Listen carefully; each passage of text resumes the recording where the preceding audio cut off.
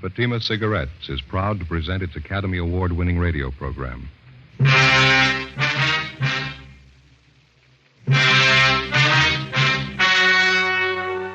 The story you are about to hear is true.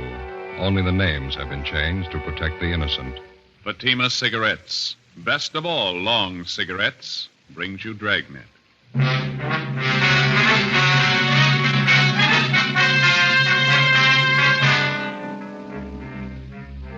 You're a detective sergeant. You're assigned the homicide detail. A young mother is murdered in bed while her 7-year-old son sleeps by her side. The killer was vicious and cunning. Your job? Get him.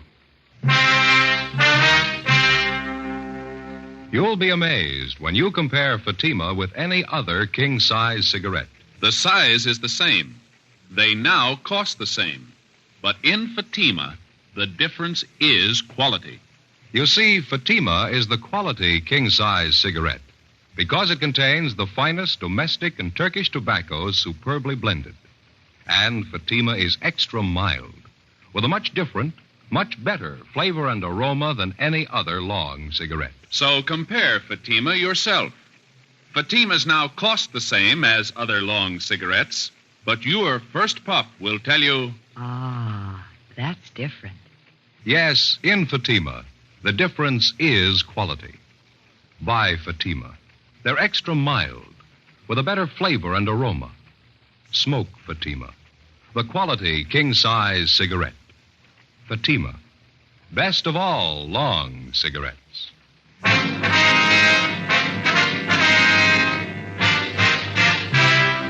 Dragnet, the documented drama of an actual crime. For the next 30 minutes, in cooperation with the Los Angeles Police Department, you will travel step by step on the side of the law through an actual case transcribed from official police files. From beginning to end, from crime to punishment, Dragnet is the story of your police force in action.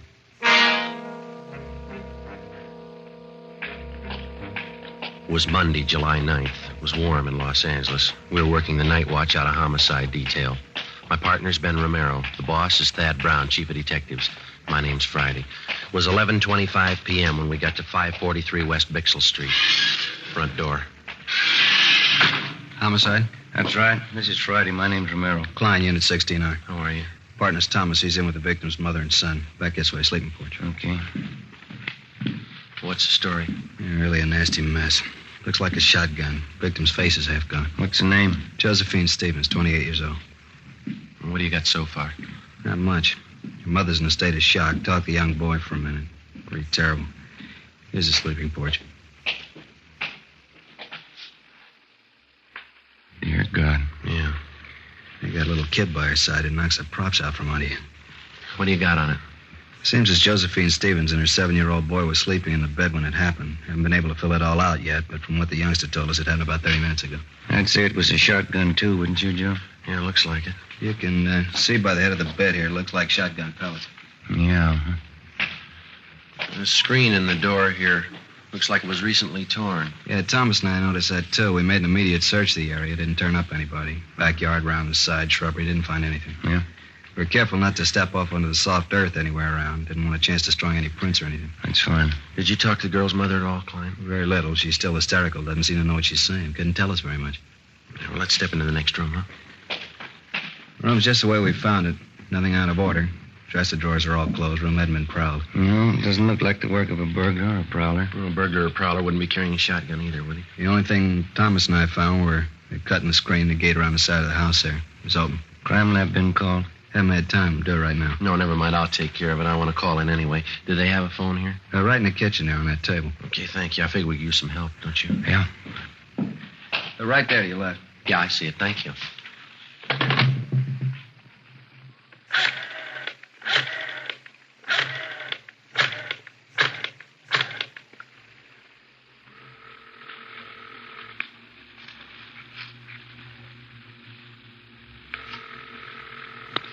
City Hall. 2643, please. 2643? Crime lab, Alan. This is Friday, Jay. Yeah, Joe. We're at 543 West Bixel. Got a homicide. We're going to need prints, photographs, the whole deal, Jay. Looks like the woman was killed with a shotgun. Well, let me double check that address, Joe. 543 West Bixel. Yeah, that's right. You got a phone out Yeah, it's Hollywood 93199. We'll get right on it, Joe. Thanks. Say, Jay, could you transfer me to 2521, please? Right. Operator, 2521. 2521. Homicide, Sanchez. Sanchez, this is Friday. What'd you find out there? Oh, it's a bad one. Shotgun killing. Haven't got too much yet. We're going to have some help. What do you need? We need somebody to cover the area. We don't know what we got yet. Talk to the witnesses, neighbors, cover the parked cars. Right. Will you send out a broadcast for us? Alert all units to be on the lookout for a person or persons with a shotgun in their possession. Take care of it right away. How many men you think you need? Well, at least 4 crews. Could you get them out right away? Okay, anything else? No, I'll fill them in when they get here. Thanks a lot, Sanchez. Right, Joe. All right, bye. Everything okay? Yeah. Klein says we could talk to the youngster. You don't think it'd do any good to talk to Mother, huh? She's still in bad shape. Imagine she'll be all right in a little while, but I think you just wasted time right now. Well, I forgot something. What's that? I forgot to call the coroner. I'll take care of it for you. Well, would you take the boy into the front part of the house for us? Sure. Fine. Then if you'll just call Sanchez down in Homicide downtown, he'll notify the coroner for us. Right. Thanks a lot. Joe, you want to see something break your heart? Now, what's that? Notice the blood on the floor there, leading from the sleeping porch to this bedroom here. Yeah. Look like small footprints, huh? They are. Little boys. Well, let's go in the front room. This is a boy, 7 years old, name's Charles. Right. Thanks, Klein. I'll make that call for you right away, Friday. Hello, son. What happened to my mommy? I'm sorry. You better take it, Joe. Yeah. Come over here to me, son. Charles, is that your name? Charlie. Well, my name's Joe, Charlie. Yes, sir. Mr. Joe? Well, it's Joe Friday, son. Mr. Friday, are you a policeman? Yeah, that's right, Charlie. Now, that other man in the uniform, Officer Klein, Yes, sir. he said you might be able to tell us what happened here. Do you feel like talking about it, son? Mr. Friday, do you know what happened to my mommy? Well, that's what we're trying to find out, son. We'd just like to ask you a few questions. She's hurt bad, isn't she? Did she talk to you? She wouldn't talk to me. Grandma and those other policemen wouldn't let me stay in there. Well, can you tell us what happened here? You want me to tell you like I told the other policemen? If you would, please. I wish you'd let me go in and see Mommy. She could tell you a lot better than I can. Well, she's hurt kind of bad, son. We just thought that maybe you'd tell us. Well, we were sleeping in the bed on the back porch. Mm-hmm. We just got to bed, and Mommy was reading me a story. Then I heard this man at the screen door. Did you see the man, Charlie? No, I didn't. Mommy wouldn't let me. Well, how do you mean, son? How do you know it was a man, then? Well, somebody was cutting the screen at the door. I thought it was a man. But you're not sure? You didn't see him? No, sir, I didn't see anybody. It was dark outside. You heard somebody cutting the screen, though, is that right? Yes, sir. And then Mommy sat up in bed. I started to sit up, too, but she wouldn't let me. She pushed me back down and said, "Keep down." Mm-hmm. Can you remember exactly what she said, Charlie? She said just to keep down. That's all she said. Well, then what happened? I heard this big gun, and Mommy fell down on the bed again. I could tell she was cut. I could see blood all over her. Mm-hmm. I tried to talk to her, but she wouldn't talk to me. So then I went to get Grandma. Now, after you heard the gun, did you hear anything else? I don't know what you mean. Well, did you hear anybody running outside the house? Anything like that? I don't remember, and I don't think so. I got up and went into Grandma's room. I was awful scared. I don't know why Mommy wouldn't talk to me. She always used to when I was scared. Well, now, can you think of anything else that you might be able to tell us, son? No, sir. I just don't know why anybody would hurt my Mommy. She's so good. She never hurts anybody. Where's your father, Charlie? I don't know where he is. They don't live together anymore now. Mm-hmm. How long has it been since you saw your father, son? Just last Sunday it was. Yesterday, I guess. I see him every Sunday. Well, do you have any idea who might want to hurt your mother? No, sir. Nobody. All right. What do you think, Ben? Charlie, Yes, sir? did your mother and father seem to argue with one another very much? Before we moved here to Grandma's house, they used to argue all the time. That's when we lived in the apartment. Is that why you moved over here, son? Yes, sir, that's partly it. Mama had to work, and she didn't want to leave me alone here. So we moved over to Grandma's house. Mm-hmm. Do you think your father would ever hurt your mother? Did he ever say anything about ever hurting her? My daddy was always so good to me. He used to buy me all kinds of things. I don't think he was ever mean to anybody. See? Do you remember your mother ever saying she was afraid of anybody? No, sir. She was never afraid of anybody. How do you know that, son? She and Grandma used to always tell me that I'm the man of the family. As long as I'm around, they're not scared of anybody. Oh, I see. But when you talk to Mama, you won't tell her, will you? Tell her what, son? She always says that big men don't cry about things. When Grandma came out on the porch, she started to cry, and she took me into her room, and she cried some more. I guess I cried a lot, too. When you talk to Mommy, you won't tell her that, will you? No, we won't. I've never really known. Is that right? Do big men ever cry? Yeah, son. They cry.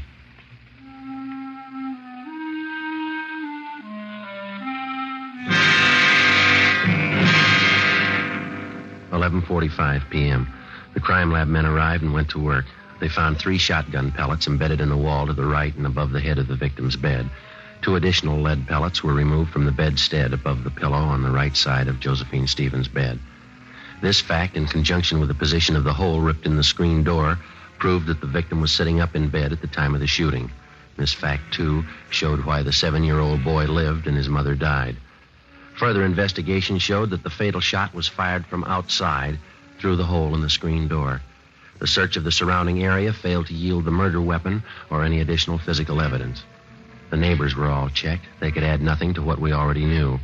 The few who had heard the blast from the shotgun thought it was backfire from a passing car. Units in the area of the murder picked up 14 possible suspects on the street and in the neighborhood at the time of the killing. They were all checked out and cleared of any connection with the crime. Josephine Stevens' mother, Mrs. James Edwards, was in a near state of collapse, but she managed to give us a statement. Her story corroborated that of 7-year-old Charles Stevens. Supplemental broadcasts and an all-points bulletin were put out to try and locate the killer. Ben and I drove over to 1543 East Workman Street to check out the husband of the murdered woman. Well, this is it, huh? Yeah, White House here. All right, let's go.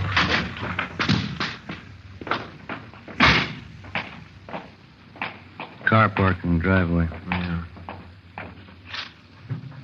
The hood's warm. Car's been used recently. Yeah, you got your flashlight? Yeah, here. All right.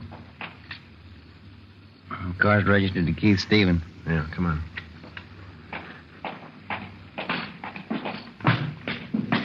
Lights are on inside, huh? Yeah.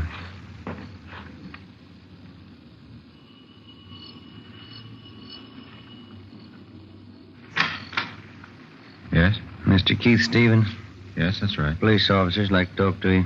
Want to come in? Yes, sir, thank you. What's the trouble, officer? When's the last time you saw your wife, Stevens? Why? Well, when did you see her last? Well, I was over there yesterday. Always go over every Sunday to visit my little boy, Charlie. My wife and I are separated. That's what we agreed on. And that's the last time that you saw her? Yes, it is. Why? Well, I'm sorry to have to tell you this. Your wife is dead. What's that? I'm sorry. You're kidding. She was all right yesterday. There must be some mistake here. No, sir, I'm afraid not. Josephine Stevens. You sure? 543 West Bixel Street. I gotta sit down. What happened? She was shot. Well, how? I can't believe this. Well, we're working on it now. Somebody shot her while she was in bed. I just saw her yesterday. How did it happen? Was it an accident? No, sir. Somebody killed her. How about little Charlie? He sleeps with his mother. Is Charlie all right? Yes, sir. He's fine. He wasn't hurt at all. It was a small miracle how he came out of it, but apparently his safety was the last thing your wife thought of before she was killed. It's just terrible. I still can't believe what you're saying is true. Who in the world would do a thing like this? We want to know that, too. We need your help. Well, where's my boy? I better go right over and see my boy. He's in good hands with his grandmother. We just want to ask you a few questions, and then you can go right over and see him. All right. You gotta get whoever did this terrible thing. Yes, sir. We're going to try. Well, how is it that you happen to be up this late at night? I just got home from work. I work the swing shift at Gibney's. That's the steel mill down in Alameda, is it? Yes, that's right. Did you work today? Yes, I told you. I just this minute got in. Swing shift. What hours would that be? 4 to 12. Did you work the full shift today? I did.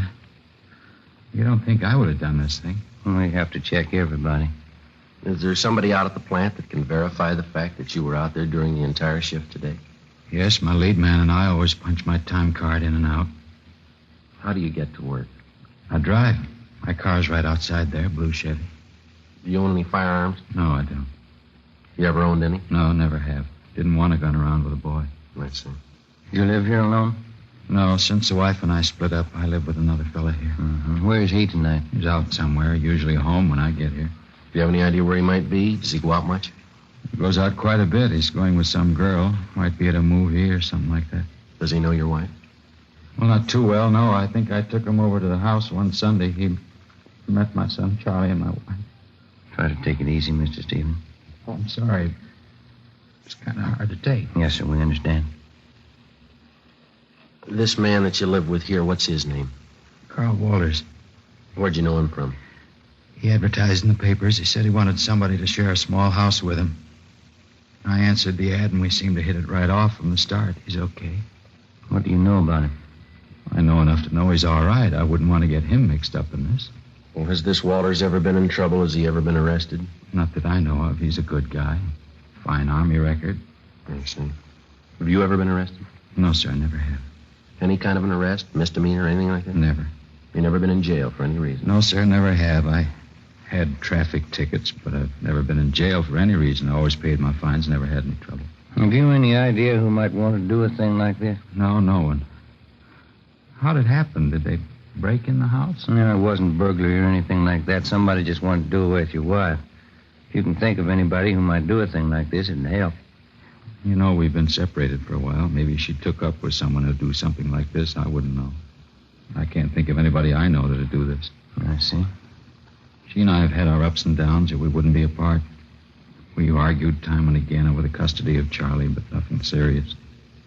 Can't tell you what a shock this is to me. You say that you don't own a gun. Do you know of any of your friends or hers that might? No, I can't think of anybody.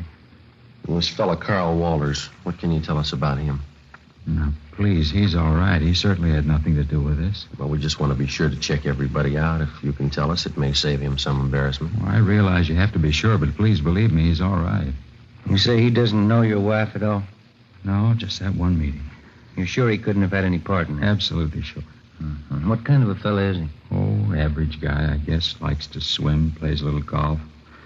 Always wants me to go out camping or hunting with him. Do you ever go with him? No, I haven't so far. He wants to go on weekends, and I like to see my son on Sundays, like I said. What does he hunt, do you know? He's not much of a hunter, really. He just likes to go out for ducks once in a while. Does he keep his equipment here? No, he doesn't, over at his father's house. Does he ever hunt for anything besides ducks? No, I'm positive about that. He's always saying how he never could shoot a deer. Says he gets buck fever. Can't say I blame him. He ever tell you what kind of a gun he had? No, not that I recall. Still think he had a part in this? We didn't say that. What's his duck hunting got to do with it? Well, when you hunt ducks, you use a shotgun.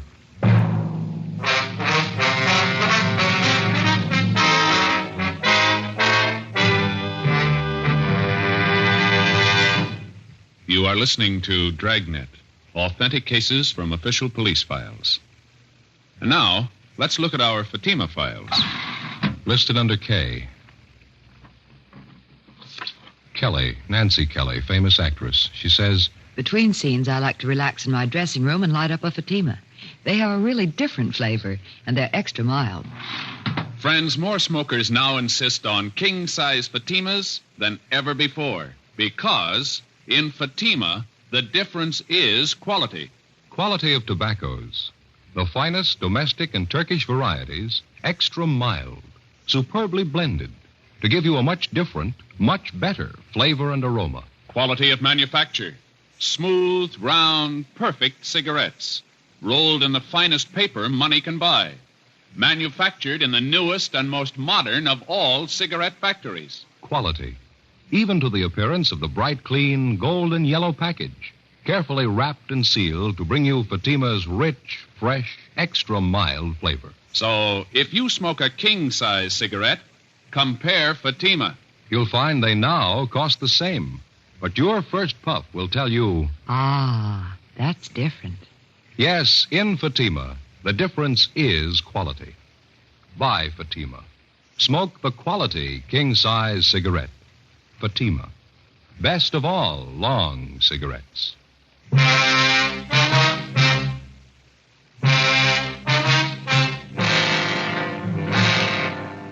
Tuesday morning, July 10th, 1 a.m. We continued to question Keith Stevens about the murder of his wife. He could add very little to what he had already told us. We made a thorough search of his house and garage. We searched his car. We found nothing that would incriminate him in any way. 1:37 a.m. Carl Walters, the man who Keith Stevens lived with, returned home. We retraced his steps for the night of July 9th. All his time was accurately accounted for. We talked with his father. We were told that the shotgun had not been used for about 10 months, since last duck season. We looked at the gun and noticed that it was covered with lint and had not been recently fired. We talked to the plant foreman at Gibney Steel Mill. He verified the fact that Keith Stevens worked his full shift on July 9th and did not leave his job until 12 midnight. At this point, both men were clear of any complicity in the murder of Josephine Stevens. Tuesday, July 10th, 8 a.m. We made the usual routine check of R&I of the 4 people involved in the case so far. Josephine Stevens, the murdered woman, her mother, Mrs. James Edwards, the husband, Keith Stevens, and his friend, Carl Walters. Here it is, Joe. One package. Nothing on Josephine Stevens or Miss Edwards. That's right. And Carl Walters is clean. He kind of makes a liar out of the husband, Keith Stevens. It's his package. Yeah, or he forgot. Let's see. Keith Stevens. Here's the arrest report, one only. Let's see. It's 4127A. Yeah, picked up in drunk charge. He didn't forget, Joe. This was on June 7th, last. Yeah, let me look at that officer statement, huh? Mm-hmm. Let's see. Above suspect was picked up in the company of co-defendant Michael Duff, booking number 8023. Both suspects were drunk and disorderly at time of arrest. Their condition was such they were unable to care for themselves. No, he didn't forget. Hey, Mary. Yes, sir? Pull this package for us, will you, please? Booking number 8023. Give us a mug if he's got one, huh? What was that arrest date? June 7th, 51. Thank you. Well, it's an outside chance. He lied once. Maybe he'll lie again. What do you suppose he was trying to prove by not telling us about this? Oh. Here you are. Oh, thank you, Mary. It's a little bigger package, huh? Yeah. Look, his R card. He's done time in Quentin. Yeah. 1933, grand theft auto. Did 4.5 years, paroled out in 37. Here he is, back in again on suspicion of robbery. 1946, charge released. Picked up again, suspicion of robbery, released again. Michael Lewis Duff, alias Mickey Duff. Stevens is moving in pretty fast company. Yeah. Look here, this is the guy, all right. Here's that last drunk arrest. See on that we saw on Stevens, June 7th? Yeah, Is there a mug there, Joe? Let's see.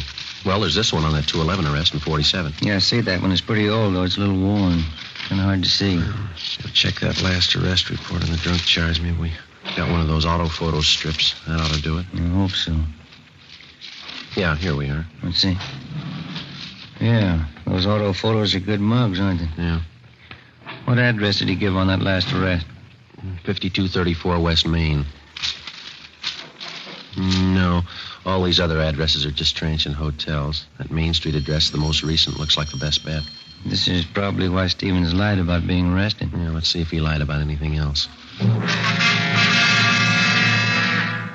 We drove over to 5234 West Main Street. It was a small 2-story rooming house. We checked with the landlady, and she told us that she had a man registered under the name of Michael Duff in room 20. She told us that he had just walked out a few minutes before we arrived, saying he was going down to the corner to buy a newspaper. We identified ourselves and stated that we'd wait in his room for him. We asked her not to tell him. She went upstairs with us and unlocked the door to room 20. We made a thorough search of his place. It was a 2-room apartment. I searched the living room, and Ben went over the kitchen. Joe, come here. Yeah. Look here. Look, I'm up under the sink here, cradled in the gooseneck of the drain. Yeah, shotgun. Yep. Just a minute.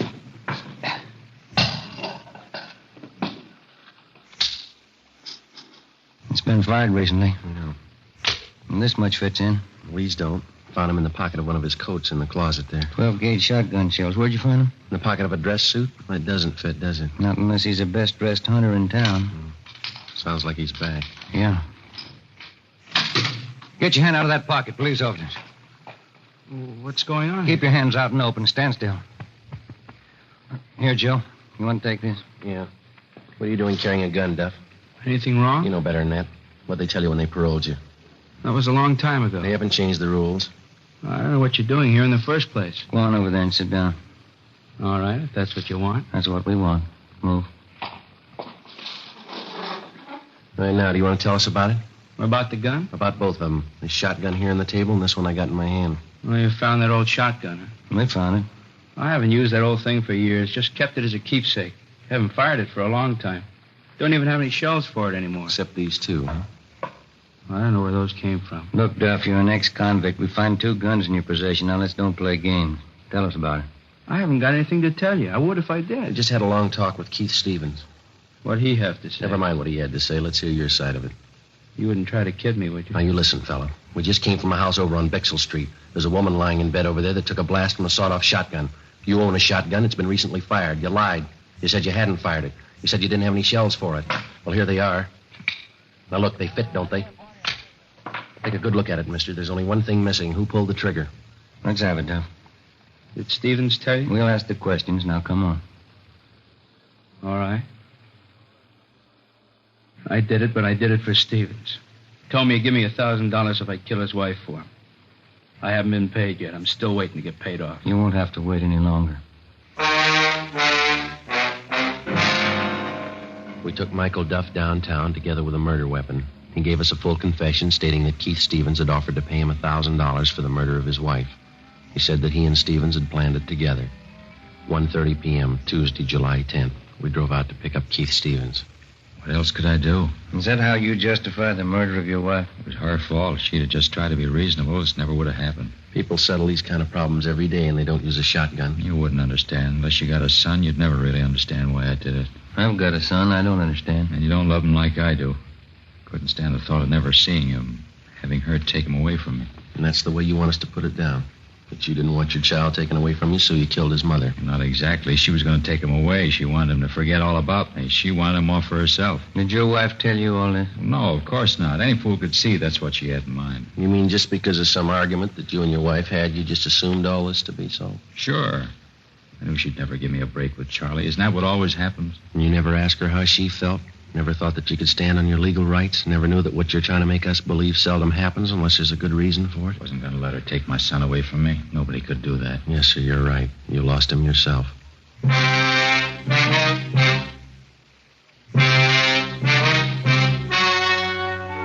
The story you've just heard was true.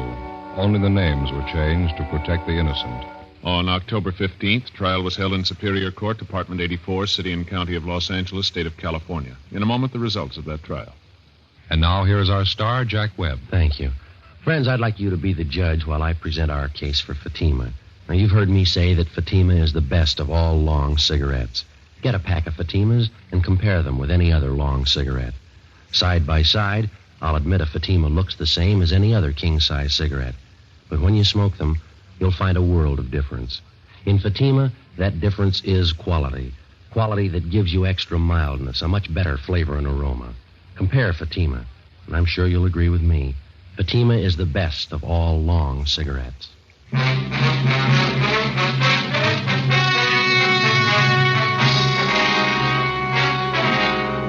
Keith Edward Stevens was convicted of murder in the first degree and received a life sentence. He is now serving his time in the state penitentiary. Michael Lewis Duff was convicted of first-degree murder and received the death sentence. He was executed in the lethal gas chamber at the state penitentiary. Dragnet wishes to thank Sheriff Brian Clemens of the parish of East Baton Rouge, state of Louisiana, for the appointment of Sergeant Joe Friday and Sergeant Ben Romero as honorary deputy sheriffs. Our sincere thanks to Sheriff Clemens.